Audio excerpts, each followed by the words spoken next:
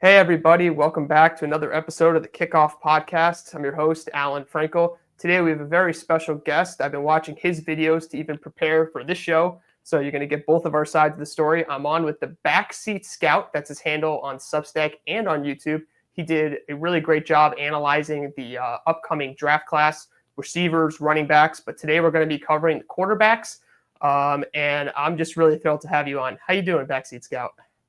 I'm doing well. Thanks for having me. And yeah, no, just super excited to talk about these quarterbacks. I feel like there's been a lot back and forth with rankings lately, so excited to talk about them a little bit more. Yeah, same. I think just kind of a few comments just like on the draft itself. I think one of the hard things about analyzing the quarterback position is that we really want everyone to succeed. We kind of want to feel that way. Maybe some people have some strong feelings like he's not a good quarterback, and I understand that. But for the most part, we want to talk ourselves into players. And I think with every class, you want to see kind of the optimism and be a part of the, okay, he's going to work out if he can figure this out and the potential. And I think the hardest thing about this class for me was to figure out where do they stand in the broader quarterback landscape outside of just this year's draft. So are they like, if they're the third best in this draft, where do they stack up compared to other prospects from other drafts? Instead of just kind of say, oh, he's number 3. So if he's third in this class or fourth in this class, he must be really good or something like that. Like I've just found myself really grappling with that issue of how do I feel these quarterbacks are in the broader quarterback landscape as opposed to just this draft. It's something I've really struggled with, especially with some of the middle to lower tier guys. Yeah, no, I completely agree. I feel like it's very similar to the 2022 draft when we had guys like Malik Willis, Kenny Pickett, Sam Howell. Like a lot of these guys, it's kind of the same thing where like someone was a QB3 in that class, but did that really mean anything? So that's where it's really hard to, like you said, be able to figure out, okay, where are these guys actually going to work in the NFL? And like you said, what types of schemes do they fit in? Where are their deficits? Are those deficits easy to overcome with some NFL coaching? Or is it something that this is always probably going to be a major roadblock for them? Yeah, I agree exactly with what you're saying. Malik is also a very special case to me. I was a big Malik Willis fan, and I stick with my guys. It's one thing that people know throughout sports, good, bad, or ugly. I stick with my players, especially the prospects I like. And when he was on Tennessee, I was getting so much garbage from my friends. You, Malik Willis fan, you don't know what you're talking about. And then, suddenly he ends up on Green Bay, and all he does is win games. And you got to stick with your position long term because one team thinks X of a player, another team thinks Y, different schemes and styles. And I think that's also part of it is that, we try to fit, we think, oh, if he was in this scheme, maybe it would work better. Maybe yes, maybe no. There's a lot of fun speculation you can have about the potential of this class. And I'm sure we're going to cover a bunch of that today.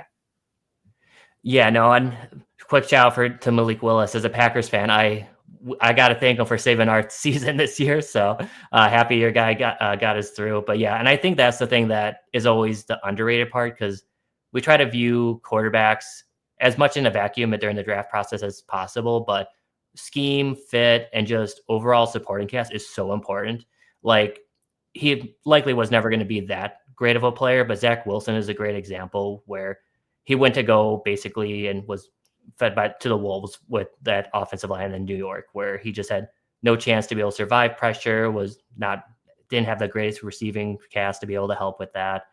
And then even before him, Sam Darnold's probably even a better example where Darnold just struggled for so many years. Now he goes to Minnesota, much different situation. Now they're talking about some places that want to try to give him a possible contract extension. So there's a lot that goes into the quarterback position that I think like is a reason why there's such a high miss rate with quarterbacks and it's why it's so difficult for teams to try to find one. So yeah, I think there's so much that goes into it that it's always worth having a good discussion. In terms of Malik, and I'll stick with him because I was really following his career closely. I heard on a different show, I think it was the RSP, and actually commented on their YouTube channel regarding this. He's like, well, the Packers saved Malik Willis. And I'm like, well, Malik Willis obviously had some sort of skills that made the Packers think, oh, he might be a good player. And you're going to get to this point when we talk about Jalen Milroe, just to tease a little bit here. When you talk about Jalen Milroe, that's going to be a big thing that's going to come up in the conversation in that when a player's career gets salvaged, maybe a Sam Darnold who ended up in San Francisco or a Malik Willis who's starting to have some sort of potential, it's because teams looked at two teams looked at the same player and saw two different things. And I think that that's something which I really enjoyed about the Malik Willis adventure was that people were all saying, "Oh, well, now he's in QB heaven, so now he's playing well." And I'm like, "Well, there's a reason why QB heaven wanted him in the first place." So there's kind of a push pull there on like when the system saves the quarterback or when the quarterback is in the right system. There's sort of a jigsaw puzzle there that goes both ways. And when it was said on the show, on the RSP show, and I was like, well, Malik definitely got saved by Green Bay, meaning maybe nobody else would have gotten him. But I was like, I think a lot of the things that I saw from Malik in college are the reason why they went after Malik in the NFL after he failed in Tennessee. Same thing with Darnold in San Francisco, and we've seen Ryan Tannehill in Tennessee. We've seen a few different players kind of fit this mold of the reclamation quarterback. I guess the most famous one, probably Rich Gannon, would probably be one of the most successful ones. Maybe there's another, but Rich Gannon's the first one that comes to mind. Yeah, and I think the big thing too is for the coaching staff not only to see, like you said, they might see a different player and like different strengths they want to lean on, but to really go in and leverage those strengths. Like it's really easy to just for a coach to want to run their system. They have a plan of what they want to do, how they want to run their offense. And that's just not always possible with every quarterback. Ideally, that's what you want. And I think the NFL is an interesting place because we talk a lot about player development, but I think a lot of coaches want to run their system nowadays with so many offensive-minded coordinators and coaches now in the league, where we kind of lose a little bit of player development. So when you have like a Matt LaFleur that can recognize a player's strengths, recognize how to maximize those strengths, and really be able to put them in a position to succeed, I think that's when we get a situation like we have with Malik Willis this year. Yeah, 100%. I think, where players are going to end up and their position to succeed is huge. It's what I think about it is that these teams need to have a plan for their quarterbacks. I personally don't like having the quarterback start day one. You brought up Zach Wilson, and I was like, they named him the day one starter. I'm like, that's stupid. Why are you putting that much pressure on this kid? Like, first of all, if you just say, hey, we're giving him the backup role to start, he gets to see what live fire looks like, and you're putting less pressure on him to be the immediate savior. He may be the savior a year from now, but the immediate savior, that's a lot of pressure to put on a young kid. It's just, I never liked it. I was very happy when the Browns didn't do that with Baker Mayfield. Baker Mayfield, another one of my guys. Me and my buddy from Cleveland still talk about Baker, and we're just like, the Browns just botched that. And, Yeah. It's just funny. This is why it's fun to stick with your positions instead of, going with the wind. It's more fun to actually, and some things are going to be wrong, but it's more fun to stick with your guys and follow their full adventure kind of through the NFL landscape. Yeah, no, and to your point with not starting quarterbacks right away, I feel like that's my biggest thing I would probably say to NFL coaches for this quarterback class is a lot of these quarterbacks are likely not going to be ready day one, and that there's going to need to be some patience. And at least with some of the mock drafts I've been seeing of how high some of these quarterbacks are being projected, I'm not sure if that's the plan for a lot of these quarterbacks. So it's going to be really interesting to see how it plays out with a lot of these guys. 100%. And getting into how things are going to play out, let's bring on our number one quarterback, I think, for both of us on the board. It's Cam Ward. Backseat Scout, what are the things that stand out to you about Cam Ward? What do you like about him? Yeah, I think the biggest thing that jumps out with him in a class where there's not a lot of great arm talent, he has one of the most talented arms, both from just an arm strength standpoint and also just release angles, different diverse arm angles he can throw at. Like he has one of the most elastic and flexible arms I think we see in the class. And at least in terms of being able to throw the ball accurately, we definitely have some other players with good arm talent, maybe not as quite as accurate as we can see, at least with this Cam Ward's platform charting here. But he's just has a lot of natural talent. And the really special thing has been really great to be able to see with him is he's started all the way at like the FCS level and slowly worked his way up to being with Miami and then being a Heisman Trophy finalist. So he's put in the work to not only have that talent, but also match it with awareness of how to play the game. His accuracy has gotten better every year. His presence in the pocket has gotten better. He still definitely has his moments where he goes a little bit crazy in terms of what he's trying to do and what he tries to pull off. But at the same time, he is able to follow through on a lot of those, which adds that wild card factor to him that a lot of players just aren't able to play out of structure like he can. So he still definitely needs to find that balance, but I think it's getting blown out of proportion a little bit with him in terms of finding that balance since he's gotten better and gotten a lot more controlled. But I think that's just as me as watched him all the way at Washington State slowly improve and just see that progression that I feel confident, at least with him, getting that good balance to be able to be a playmaker, but also not turn the ball over.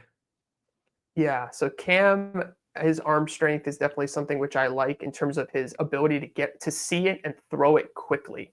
He can really get the ball out fast.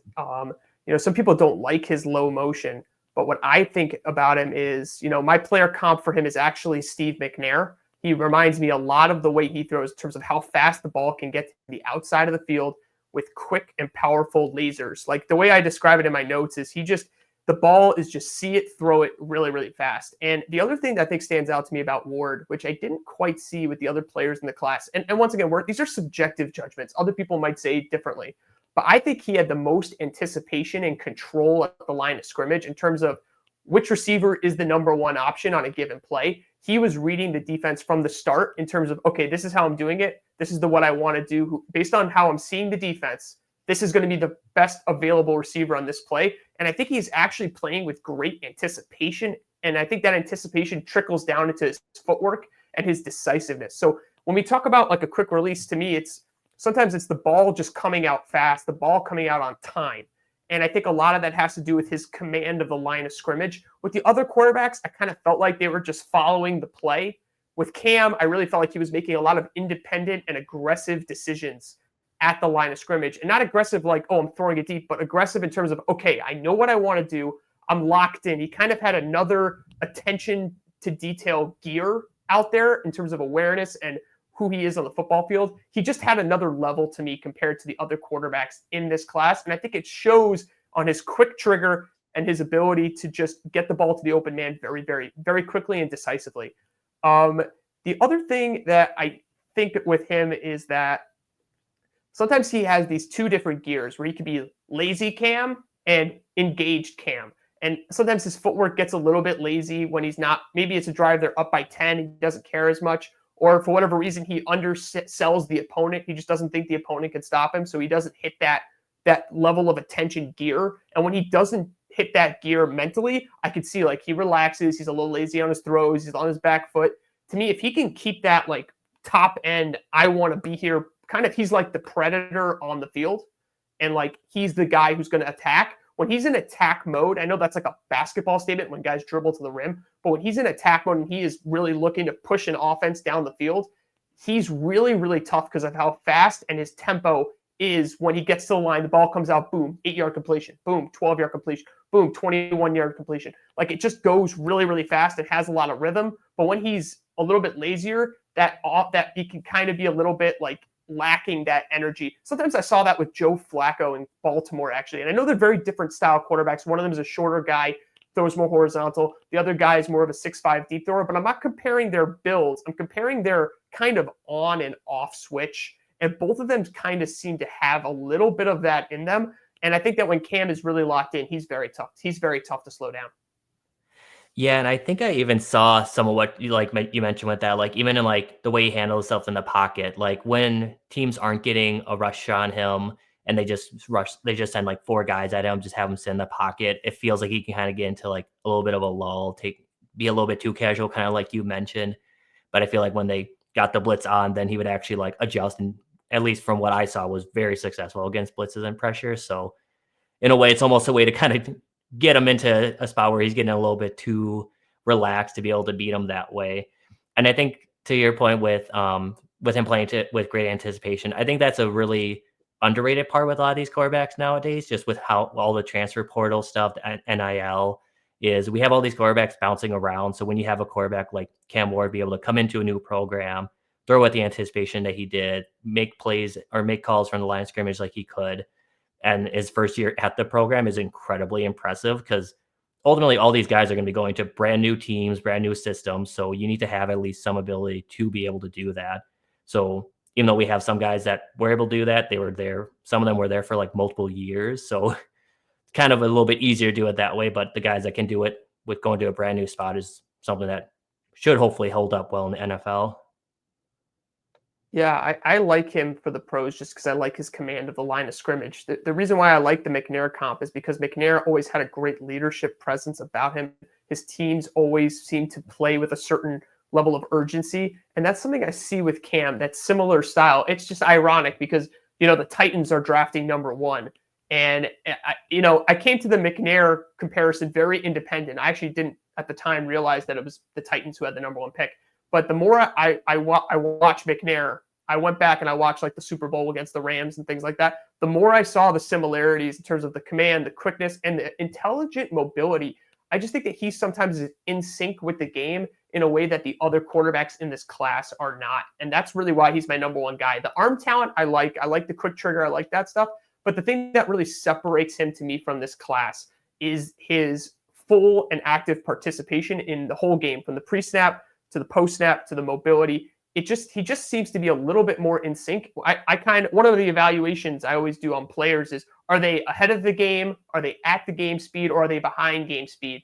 And Cam Ward seems to be, in general, decisively ahead of the game speed. He is playing in front of the game. He's seeing what's going to happen a little bit before it happens. And because he does that, he's able to pivot quickly. And it helps his mobility as well, because he knows where the gaps are going to be, where the space is. And he seems to process that very well in terms of, where he moves in the pocket. He just intelligently picks up a few yards here and there, moves over to the side. And it's because he's in sync with the pass rush and I would say the spacing of the field. He just seems to have a good sense of all those things. And I really think that, on top of his arm talent, which I think is very good, I think it's above average arm talent. I don't think it's as great as other people think it is. I think he's good. I think he's above average, but he doesn't strike me as like a Stafford, a Mahomes, whether in terms of arm strength or in terms of, we'll call it arm flexibility. I think he's got a lot of things there. It's not that he doesn't have a great arm or anything like that. He's got a good enough arm, maybe I'd say an above average arm for what we're looking for. But the part of his game that gets me excited is his command of the line of scrimmage, clear command of the playbook, and leadership. I didn't see that really from the other quarterbacks in this class, alongside the accuracy. You've got the accuracy chart up here. So, he made a lot of different throws, a lot of good throws. But the thing that I think just puts him that notch above is that presence in the pocket and in the huddle. I could just see it oozing off of him and the players responding to it. Yeah, no, and I think that's where at least a lot of that presence and awareness with a lot of those like minor, like small details that like we've kind of seen that with a lot of quarterbacks lately, where COVID led to a lot of these older quarterbacks going into the draft, and players staying even longer in school. I mean, Tyler Shuck is, I think, going to be 26 by the start of the year. So we have some really old players in some of these classes, but we've also kind of seen like how beneficial sometimes that extra year, extra 2 years in school can be for, especially Cam Ward. Like I did his full scouting report last January because he had declared for the draft, and then he decided he wanted to return to school. And thank goodness he did, because at least it was night and day in terms of my eval. Like I had him as a lower, like as a backup quarterback at best, not even like a good backup quarterback compared to his 2023 film. So just getting to the level he did in just that short amount of time and at a new program is incredibly impressive. And like you said, just seeing like all the minor things that he's able to like fine tune that, like, again, a lot of the other quarterbacks just haven't really quite shown just yet. All right. So in terms of where you have him going in the draft, do you anticipate the Titans trading him, trading the pick to get him, I should say, or do you think that the Titans are gonna take him?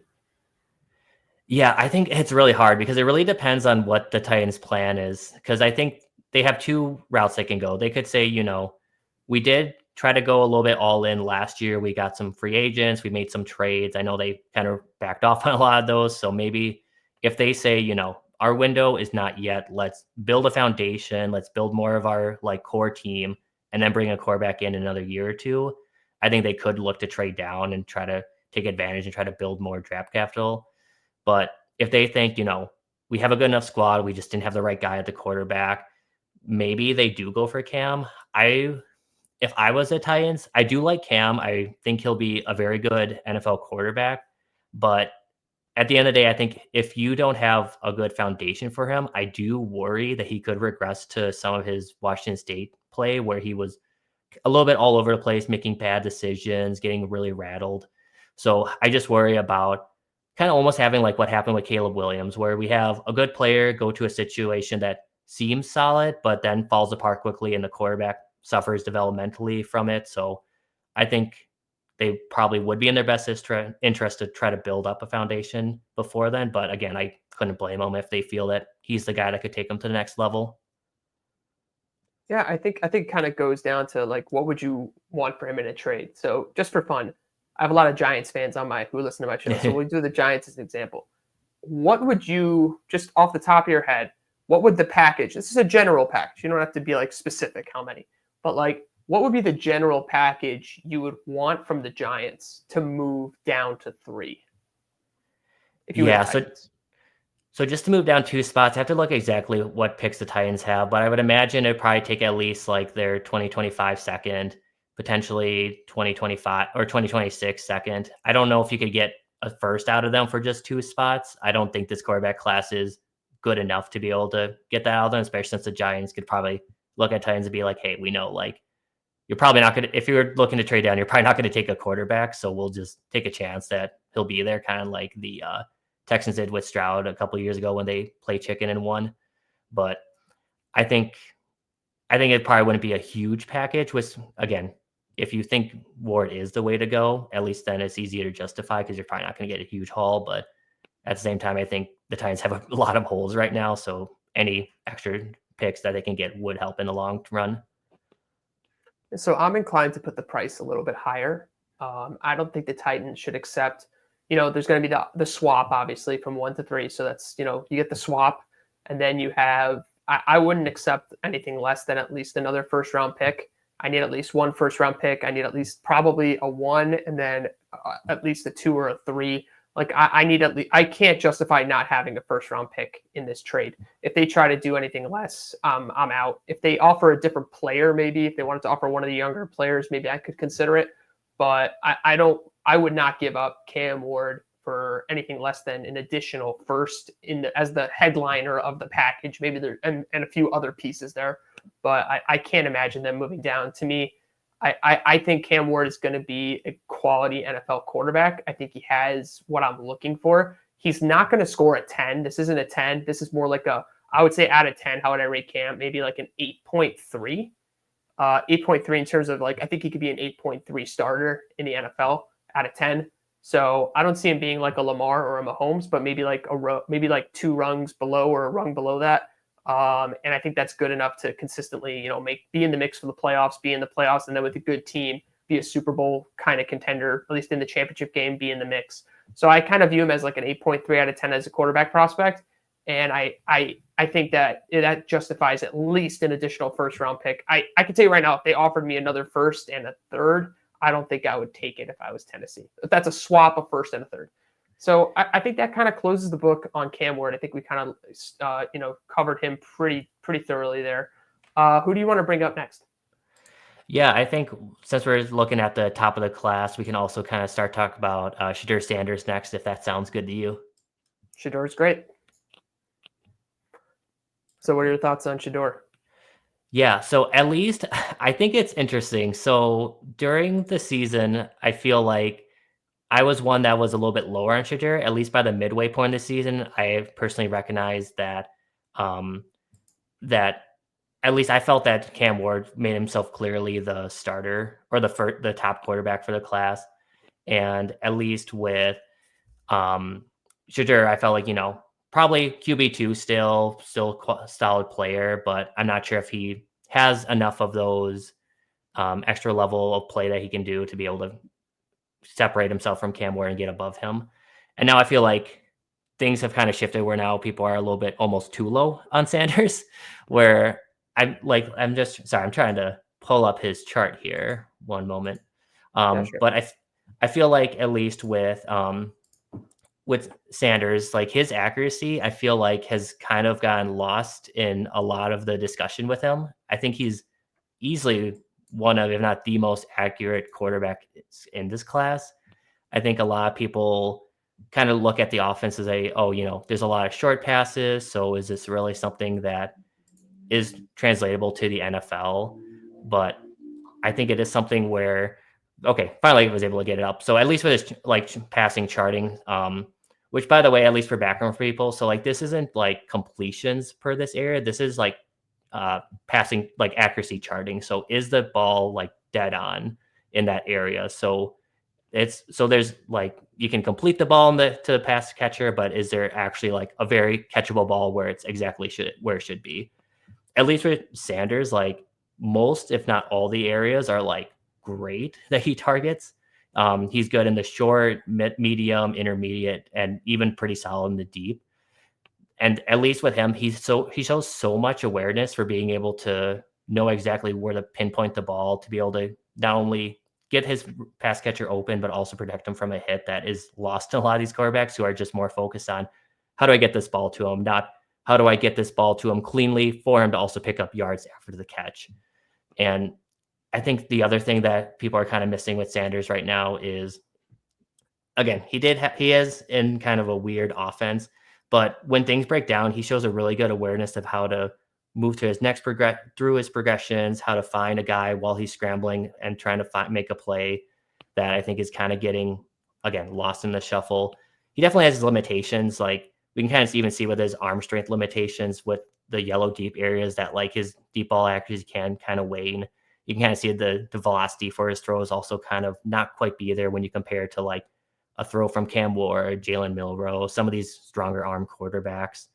But it's still fine. I think people are trying to really underplay because I think we went also into the season where there was for some reason a lot of talk that Shadeur Sanders had like a cannon for an arm, which I don't know where that came from. I never really saw that. But now I think we're kind of going a little bit too far on the other side where we're looking at, okay, he has just barely any arm strength. And I don't know. I think we're just kind of overreacting a little bit for him. I think the hardest thing about Shadeur was that everybody kind of expected him to be a little bit like his dad in terms of an elite, freaky athlete, and he actually isn't. He's much more of a traditional quarterback. I kind of refer to him as the black-white quarterback. He's kind of reminds me of what the old quarterbacks used to be like in the NFL. I just a very polished version. It's really fascinating to watch him. I've been incredibly divided on how I feel because I think that somewhere there's going to be a quarterback coach that watches his tape and be like, this is the guy. He's so clean. He follows the plays. He does his reads. He generally hits the open man if he's available, if it's the first option. Sometimes he sees the next guy who's open, but he's not physically quite there yet in terms of like the arm strength and the power. Like, can he always improvise? Like, and get like, I feel like he doesn't have the same creativity that some of these other guys do, but he also sticks to the script really, really well. And he can run 30 plays consecutively correctly. And he's not going to make a coach look bad. And I think that his release is really clean. His timing is good on some of these, on a lot of his throws.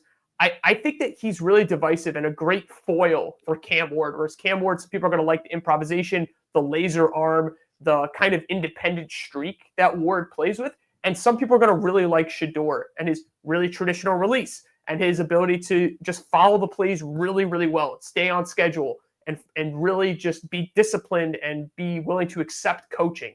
Like, I think that the coaches are really going to like Shadeur Sanders' tape because of his style just looks like somebody who was brought up to play quarterback and went to like a fancy AAU quarterback camp. His release is clean. His footwork is pretty clean, I think.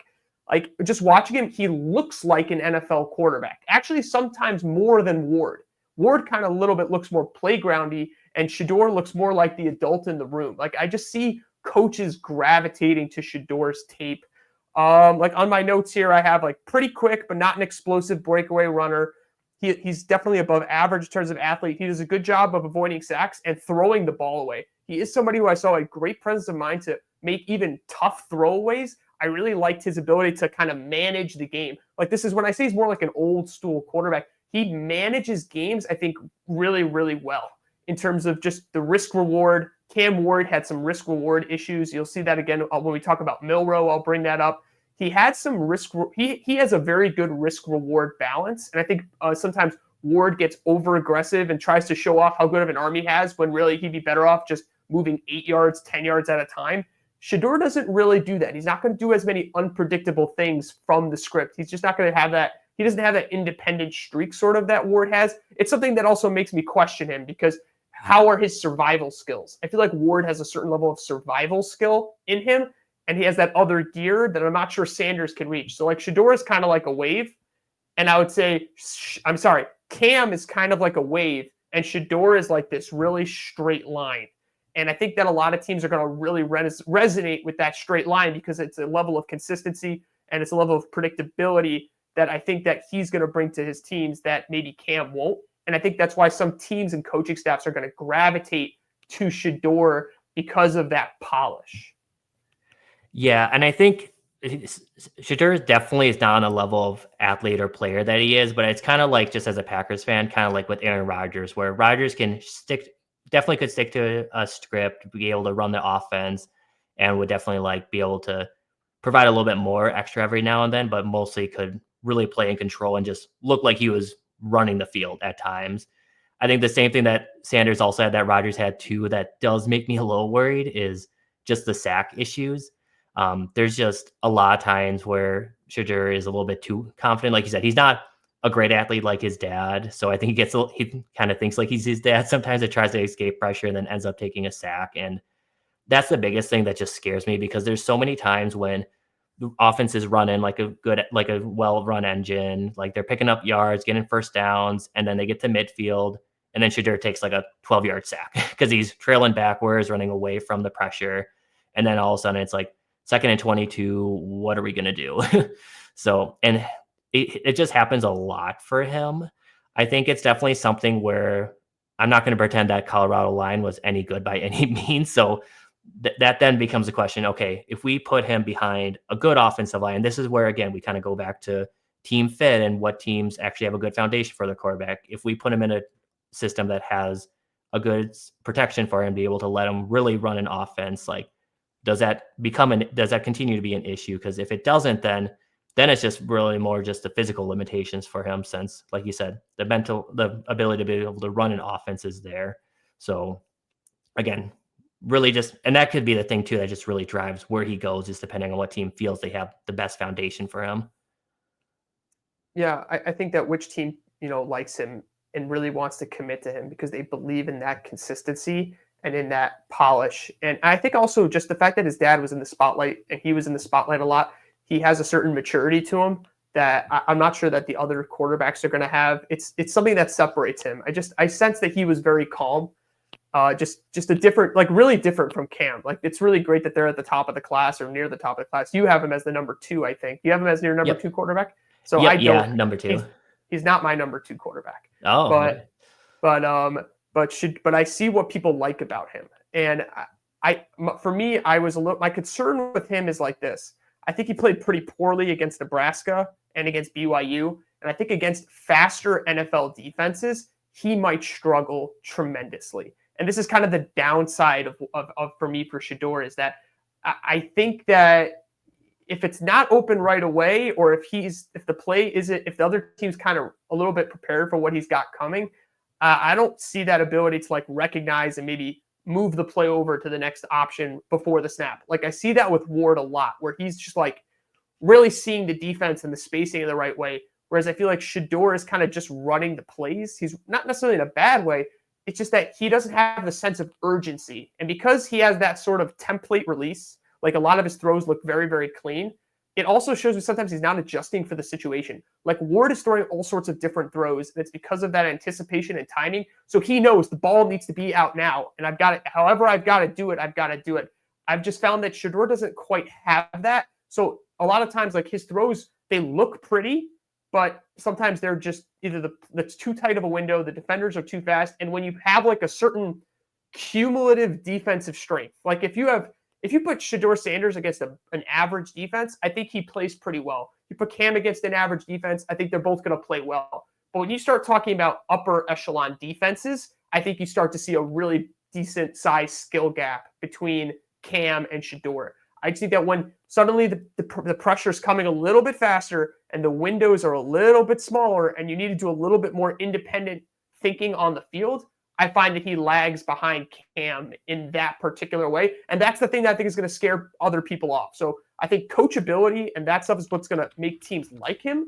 And I think that lack of survival instinct is what teams that kind of are against him are not going to like. And they're not going to like that he might not have the biggest arm or things like that. So I really do think that Shadeur is the most, of all the quarterbacks in the class, he's the most divisive. I think how you feel about Shadeur Sanders really shows a little bit how you feel about the quarterback position in general. Yeah, no, definitely. And I think the big thing for Sanders too is I know he had Travis Hunter, but I think also a lot of the struggles against better competition just came down to Colorado just still not having that much talent at the school just yet. I mean, his number two receiver was probably either Will Shepard or LeJonte Wester, which I've seen some people try to say that they're very good receivers. I'm not in that boat, at least of thinking that. I think they're average at best. So I like at least when we compare like who Cam Ward had to work with, definitely was a better supporting cast, which again, can't use that excuse for everything, but I think that definitely played a role with some of those tougher matchups. I think part of it, not to give more excuse for Sanders, but honestly, I think for that Nebraska and BYU game, like the whole team just came out like they were sleepwalking for both games. So I think there was a little bit of like just the coaching just didn't prepare the players well enough for those situations, which happens. I mean, it's unfortunate it happened in some of the like two of their biggest matchups, but at least he looked very good in his Kansas State matchup, other than like some bad sacks. So I think he does have the ability to play against good quality defense. He may not be, to your point, like be able to elevate quite as much against it as like say Cam Ward can, but I think at least as long as he has a good system around him, which again could be a limiting factor, he can at least keep an offense going. Yeah, no, I'm really happy you're bringing that up because I think that's a very fair counterpoint in terms of talent level. Sometimes it's just you're just outmatched. I played in my own personal leagues where I played against equal level opponents and we were able to beat them. And then sometimes we played against a team that was just a little bit outside of our league and nothing to do necessarily with me. Sometimes it was my fault, but sometimes even outside of what I could control, we just didn't have much of a chance to go in. I just didn't necessarily feel like I saw the fight or the ability to like come up with ideas to improvise out of that. And that kind of bugged me a little. Like it felt like with Cam, he just, even against good quality competition, I felt like he had a chance to move the ball down the field. And maybe it's a talent level thing, but to me, like there was just a little bit more on his tape.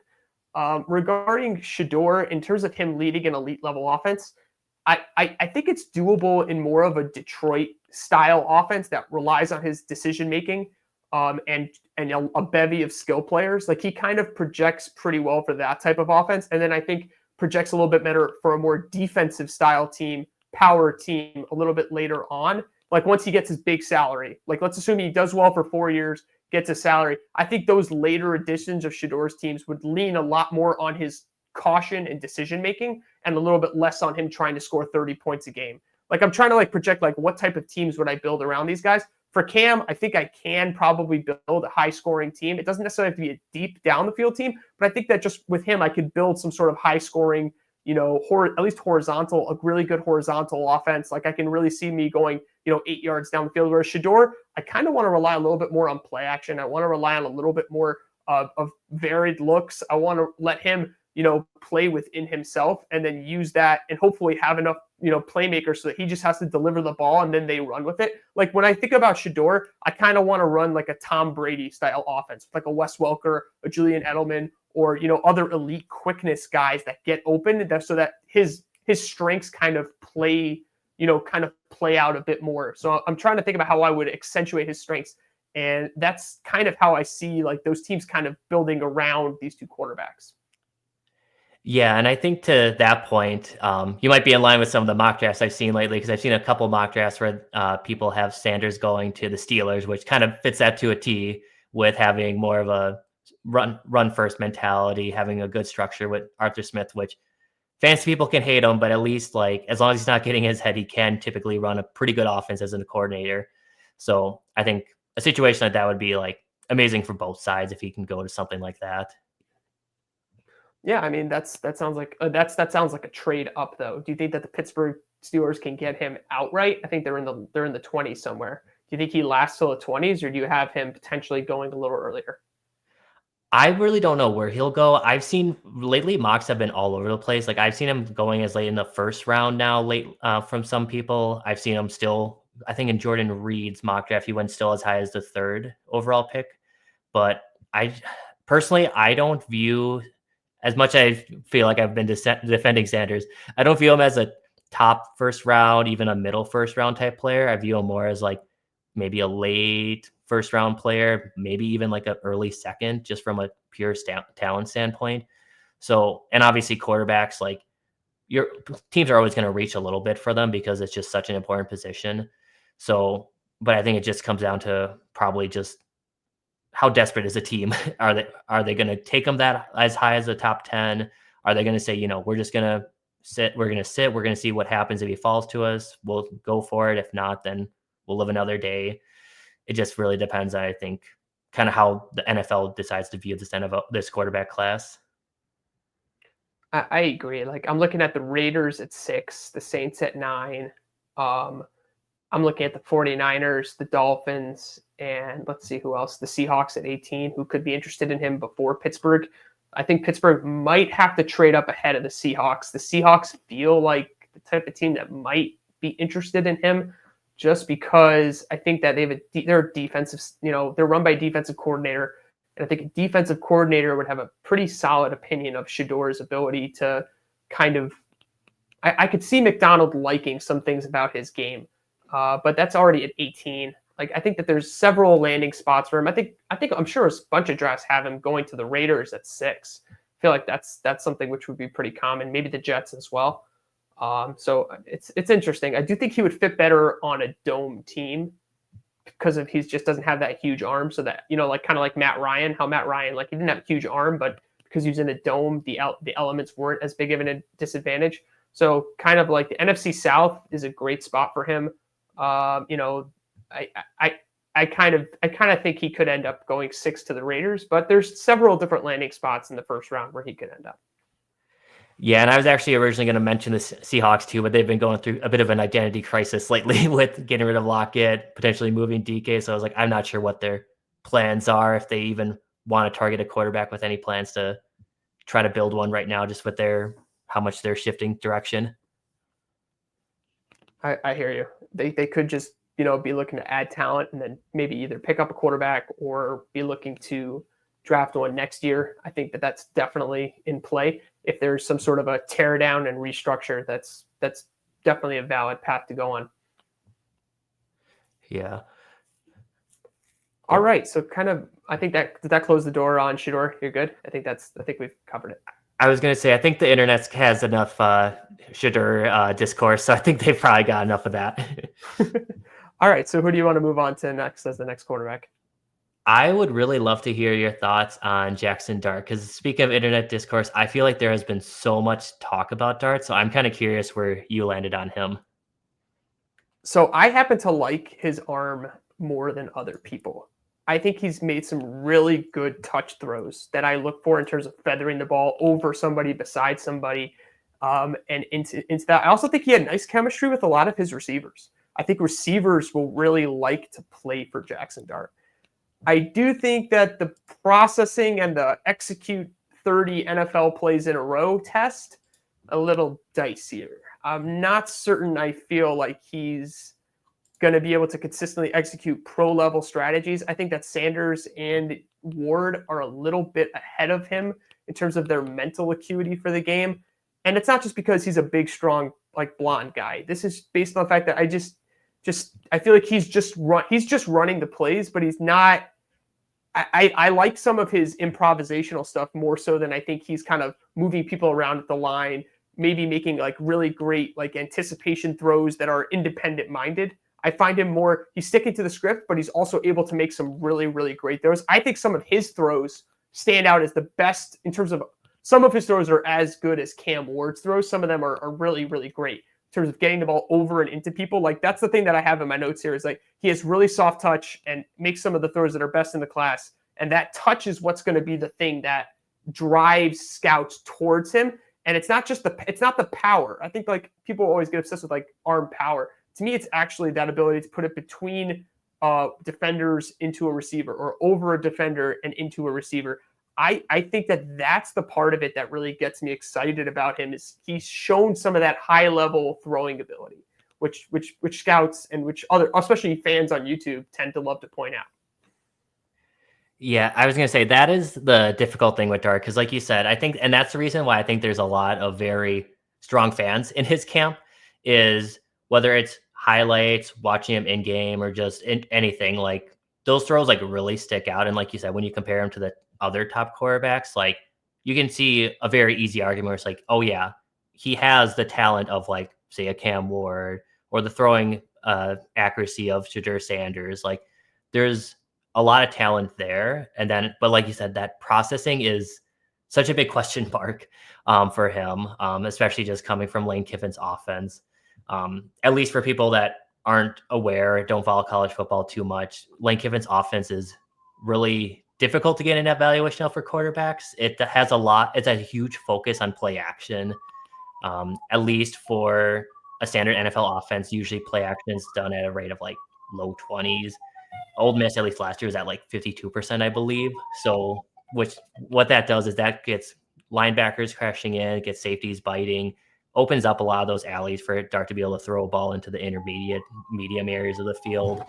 So, which he still gets a lot of credit for being able to complete those throws, and he has the accuracy to do that consistently.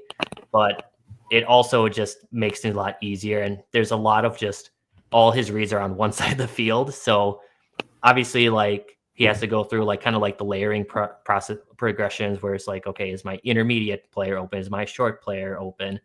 But there's not like moving his eyes around the field like you see with a lot of other quarterbacks that is needed in the NFL. And I think that processing is just the biggest thing that NFL teams and coaches just really need to figure out, like where he's actually at.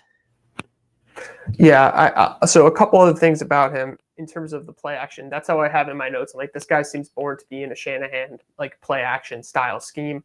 The thing I really liked about him was he seemed to be throwing his receivers into good yak situations. I feel like Watkins was running all over the field. Harris was going all over the field. And Watkins and Harris are very different receivers. So I like that he was able to build a good chemistry with both of those guys.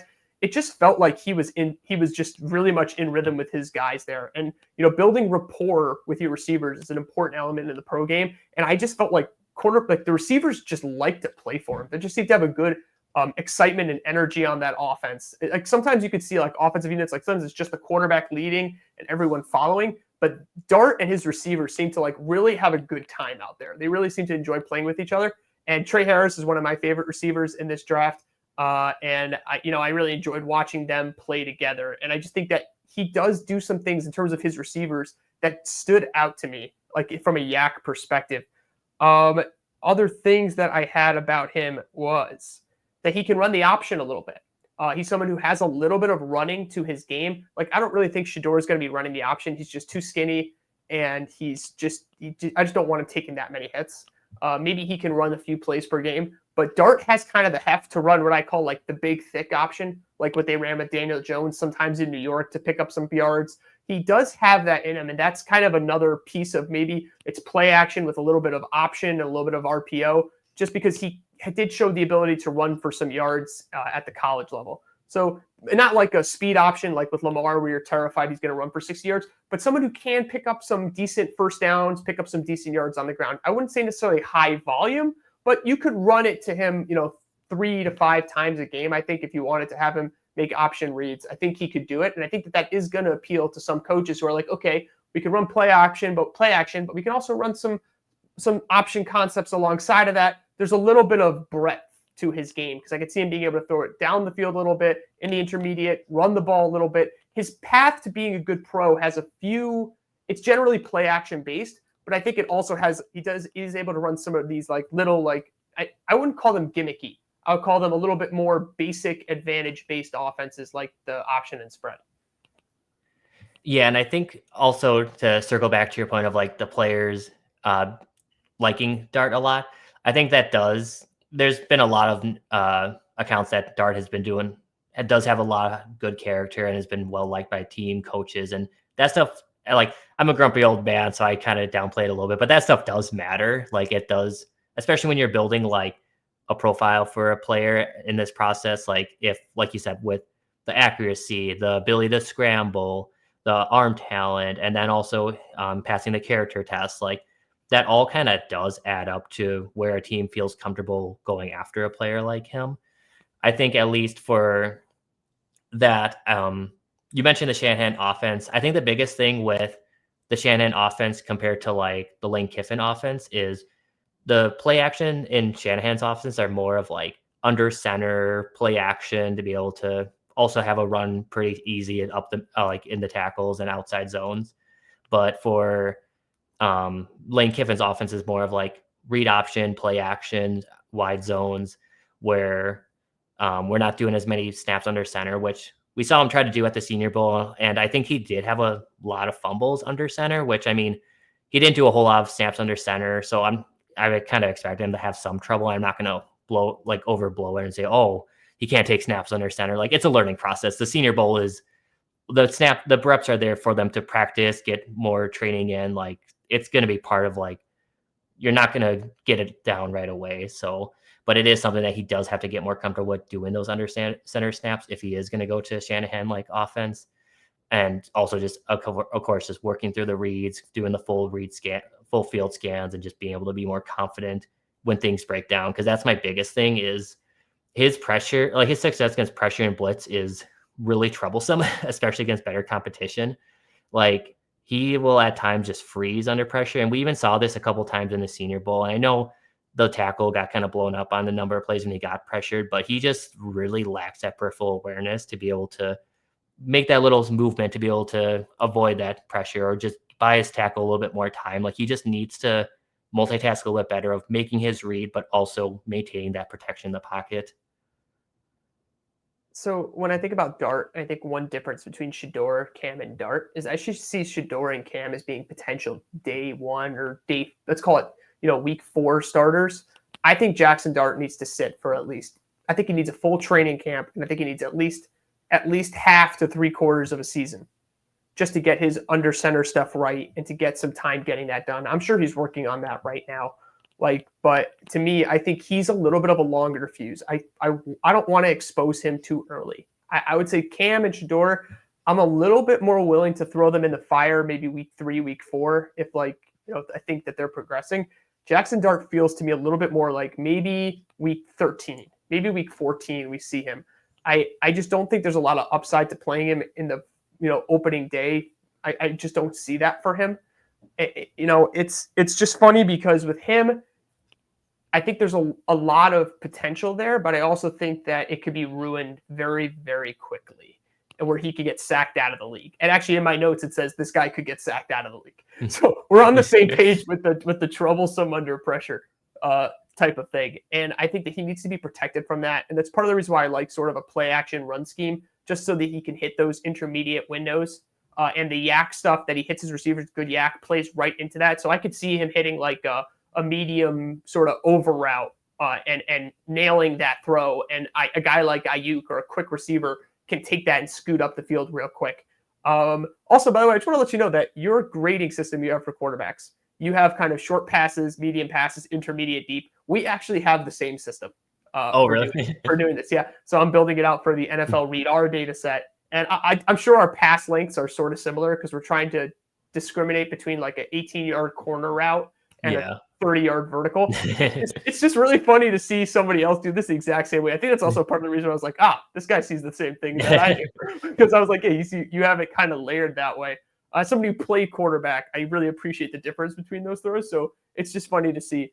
But like with Dart, the intermediate throws really got me excited. I thought he feathered in some of the nicest throws out of anyone in the class. I think him and Ward, they both can hit tight window throws. It's just a little bit different in the way that they do it. And I think that some of Jaxson Dart's methods of doing so is a little bit translatable to the pro level on like a schematic basis as opposed to an improvisation basis. I think that Dart's, like for Cam, the short passing game gets me excited. That quickness, that laser, just go up the field real fast with a lot of tempo. Dart's a little bit more like, a short pass and then 18-yard over route or corner route or tight end in the seam. It's a little bit of a different style throw, but I think it does fit a little bit more. So once again, like what coaches look for, what type of throws they think are the most challenging throws. He checks off some of those most challenging kind of throw boxes in terms of NFL perception of the field. Like, how do you throw it over and beside and things like that? So that's kind of why I like Dart. Just curious for you, where do you have Dart ranked in the class? Is he your number 3? Yeah, he's my number 3. I will say there's a fair gap between Dart and then Shadeur as my QB2. So it's not something where I've seen more people try to say like it's a very close race between the 2 and the 3, and I'm not there. I definitely can understand betting on the upside that Dart shows, but I'm just concerned about the processing and just like you said, I think they're just very dependent on where he goes and how fast they rush him into playing. Because if they throw him in like early in the season or even week 1, like you said, I think it's going to be a disaster. I think it's going to be Zach Wilson 2.0. Like he needs to sit. Like like you said, the majority of the year, I'd even say the full year. Like I think you can throw him in like maybe the last few games of the season, just see where he's at and kind of build an offseason plan around that experience. But I think if you throw him in week 1, like you're just asking for trouble. Yeah, I think also you kind of look at like the percentages of being good, medium, average. Like I think that Shadeur and Cam both have a lot of good, like slightly above average projections. Maybe Cam has some really great projections, but I also see a world where Shadeur is really, really good. And I think that this is something that's just funny when I think about upside with players, in that I think there is a world where Shadeur becomes a really, really good NFL quarterback. I think that there are teams that are going to find a way to do that. There's a path there. I think with Dart, there's more lower possibilities. There's a lot of like variance. Like there's a lot of percentage that he could be really bad, and then there's some percentage that he could be really, really good. But there's not as much in between. I think with Shadeur, like we're a little bit more comfortable with his baseline ability level. Maybe we don't not people don't necessarily see that high ceiling. I kind of see a path to that high ceiling. With Dart, it's easy to see the path to the high ceiling, but there's kind of also something where he kind of fails pretty spectacularly. So I think that's kind of how people feel with Dart. I don't know if that's how you feel, but that's kind of how I feel. Yeah, that's the thing. I think, like you said, I think a lot of people just it's a little bit easier to see that upside with Dart, just with especially when it comes to extra scrambling ability and a little bit more like deeper targets. But I think, like you said, I think where a lot of people are writing off Sanders' upside and just saying like, oh, he's just a Teddy Bridgewater type quarterback because he doesn't have like the strongest arm. Which, like, yeah, he doesn't have the strongest arm, but he's also incredibly accurate that he can complete any throw he really needs to. And if he does go to a system where that issues with the sack is not an issue and he's able to get good protection, then all of a sudden you have a guy with a good floor and at least really good accuracy to keep an offense going.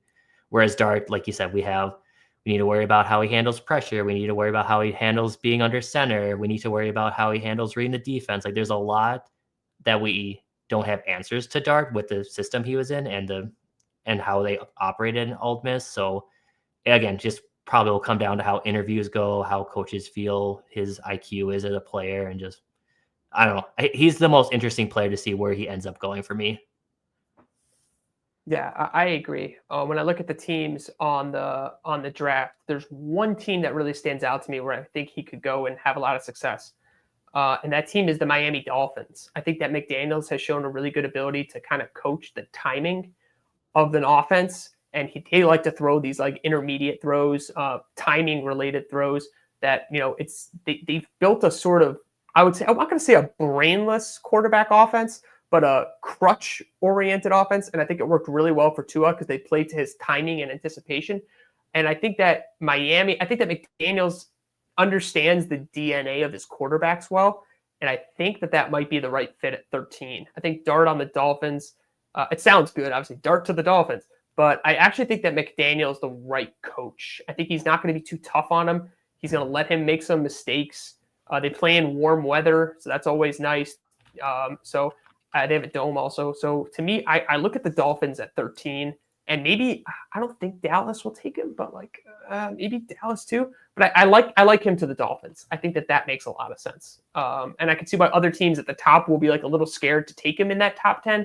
But I think at 13, the risk reward might be just right. Yeah, I think the fit would be fantastic for him to go to the Dolphins. I think especially if I remember right, I think the Dolphins had the highest play action rate in the NFL last year. I think the big thing is I think they had to extend Tua because I mean they didn't really have a good backup option, but I think just with him being under contract for so long, I think that kind of makes it a little more difficult to take a quarterback that early. But at the same time, I guess we just saw the Falcons take Michael Penix after signing Kirk Cousins, so anything is possible. Um, but yeah, I think personally, I would be nervous about taking Dart in the first round. I think just because there's just so much risk, and also there's just the fit is just going to be so important. But I mean, at least in terms of like early early second round teams, like I think we just need something that has like a good system around him. Like I think if he is there for Dallas in the second round, I don't think it'd be a bad choice to be able to develop a quarterback. I mean, we just saw how not having to rely on Cooper Rush kind of tanked the Cowboys season. And if Jerry Jones was willing to throw, I think, a fourth rounder or a third rounder for Trey Lance, like, I mean, I think he'd jump at the opportunity to take a player like Dart in the second.